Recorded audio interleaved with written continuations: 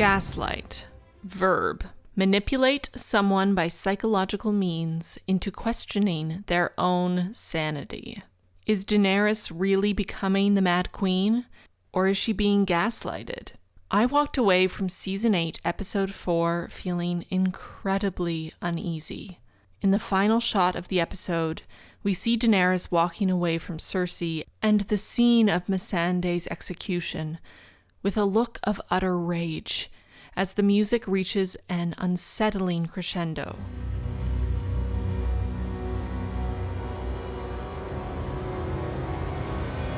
And who wouldn't be angry? Over the span of 2 episodes, Dany has lost Ser Jorah, her loyal servant and friend, Rhaegal, her child, and Missandei, her closest confidant, along with the majority of her troops from Essos. Daenerys is no stranger to loss and heartache, but even she can't help but be a little broken by all that has been taken from her. During the feast, we can see that she feels alone and apart in Westeros. She is not revered as she was in Meereen. She is not the Khaleesi as she was on the Great Grass Sea. She is a foreigner, come to rule over people who have no love for her.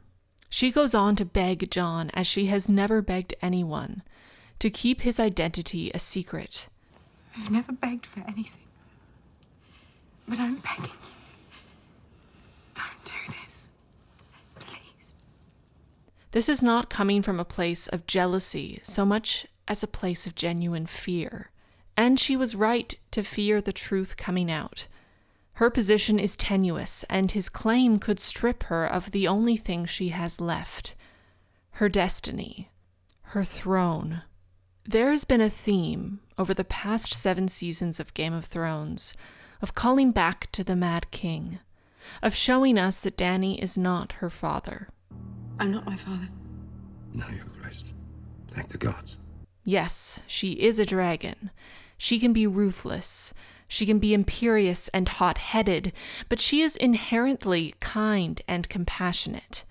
She would rather lock up 2 of her own children than see them murder the children of her people. She would rather delay her destiny to protect those she has freed. Why prove to us over and over again that Dany is fit to rule, only to turn around at the last second and make her mad? We could blame it all on bad writing, but I like to think something else is at play. Daenerys is being gaslighted. Gaslighting is a common technique used by manipulators to make their victims question their own sanity. Let's take a look at some of the techniques often used in gaslighting. Telling blatant lies. Gaslighters tell lies to set up a precedent. Once they tell you a huge lie, you're not sure if anything they say is true. Keeping you unsteady and off-kilter is the goal. Going back on their word, denying their promises. You know they said they would do something, but they deny it. You start questioning your reality. Maybe they never made that particular promise, or maybe it's not fair to ask them to stay true to their word. Using what is near and dear to you as ammunition. They attack the most important things in your life: your children, your identity. They undermine you and attack the foundation of your being. Her children are killed off left and right without a second thought. Her family is torn down constantly. Her father was the Mad King and a horrible ruler. Her brother was a kidnapper. Her family is incestuous and full of fury and madness. She has evil Targaryen impulses that must be kept in check.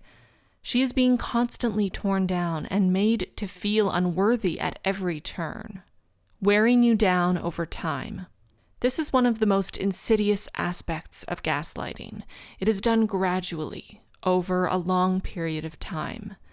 A lie here, a lie there, a snide comment every so often, and then it starts ramping up. Even the brightest, most self-aware people can be sucked into gaslighting. It's that effective. She never knew her parents, lived as a fugitive, was sold to slavery by her vile brother, learned to love her husband and be accepted by a ruthless people only to lose her husband and child in a horrific manner. She risked her life to bring dragons back into the world, only for them to be killed off one by one. Locked up her beloved children rather than see them kill the children of her people in Essos.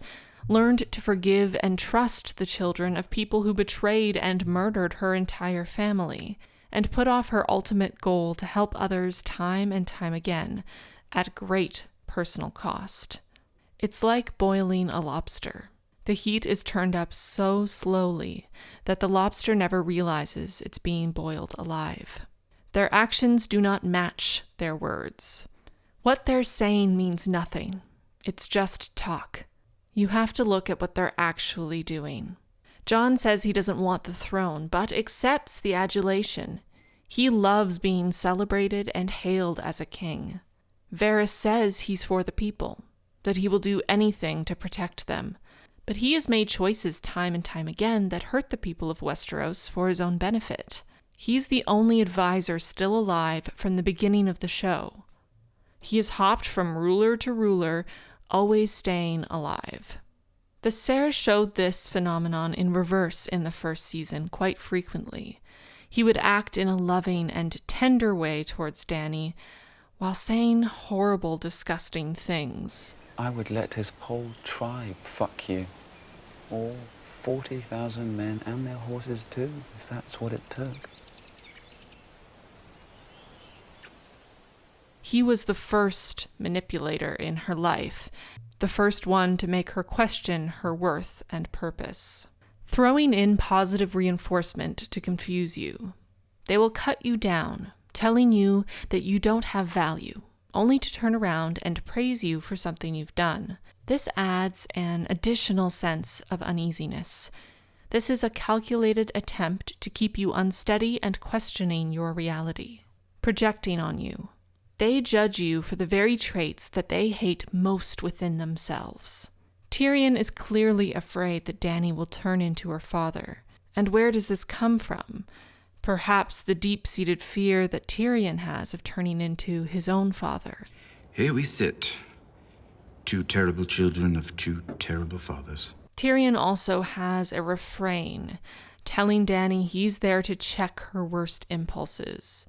But who's there to check Tyrion's worst impulses? He killed his own father and the woman he was in love with. My father, who publicly sentenced me to death. I'd say his thoughts on having me killed were abundantly clear. Is that why you killed him? No, they weren't innocent. But the people Dany has hurt or wanted to hurt weren't innocent either. What makes Tyrion so morally superior? Varys likes to point out that Dany has good intentions, but that he's concerned about how those intentions will play out in reality. And how is this any different from what we've seen Varys do for 7 seasons? He says he has good intentions, and I like to think that he thinks he does. But how do those intentions play out?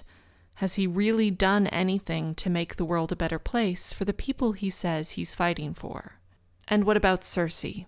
She's doing her best to portray Dany as the Mad Queen, the woman who has lost her children and gone mad, killing all of those in her way. Who does that sound like to you? Cersei, a woman who has lost so much. She's lost her 3 children, and she's killed anyone who's gotten in her way in a very violent manner, not considering for a moment the casualties of those not directly involved. They are all projecting on Dany their least favorite traits from within themselves, aligning people against you and isolating you. When the gaslighter manipulates people against you, it makes you feel like you don't know who to trust or turn to, and this can lead you right back to the gaslighter. And for many of them, that's exactly what they want. Isolation gives them more control. There is a lot of character assassination going on in Season 8. Sam telling Jon he doesn't think Dany will be a good leader. Varys to Tyrion. Sansa constantly telling Jon she doesn't trust Dany. Cersei baiting and manipulating Dany, trying to make the people of King's Landing see her as a foreign invader, a tyrant, willing to risk all of their innocent lives for the throne. She wants Dany to look like a monster, turn the people of Westeros as well as Daenerys' allies against her. She doesn't have the support she needs, and her advisors are conspiring behind her back. And, of course, the one we're most familiar with, calling you crazy. This is one of the most effective tools of the gaslighter because it's dismissive. The gaslighter knows if they question your sanity, people won't believe you when you tell them the gaslighter is abusive or out of control. Especially in the last episode, Varys continued to reinforce the idea that Daenerys' mental health was on a downswing, that he was worried about what she would do. But she hasn't done anything crazy. She is speaking the same way she always has. She's always been powerful. Since the early seasons, she's been a bit cold and ruthless because she's needed to be. She's faced obstacle after obstacle and had to prove her strength, had to prove that she deserved to be queen. She's always been the dragon. We're being told that she's going crazy, but she isn't showing us that. Either this is weak storytelling or gaslighting and manipulation. Is it Targaryen madness, or is she experiencing intense grief? She delayed her plans to go to the north and fight the walkers, losing half of her army. She's lost 2 of her children. She's lost Ser Jorah, and she lost Missandei. I think it's interesting to look at Missandei's final word, Dracarys.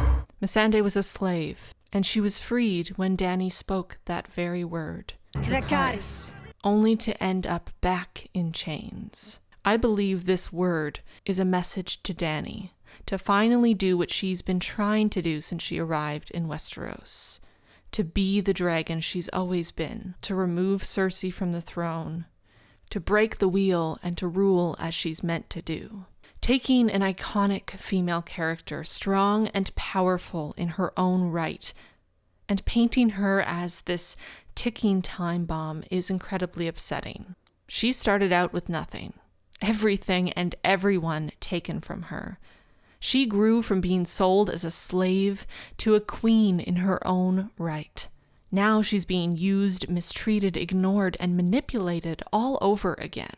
They have pried her away from all of the people and things she loved the most in her incredibly difficult life, and then turned around and painted her understandable anger and sorrow as mental illness.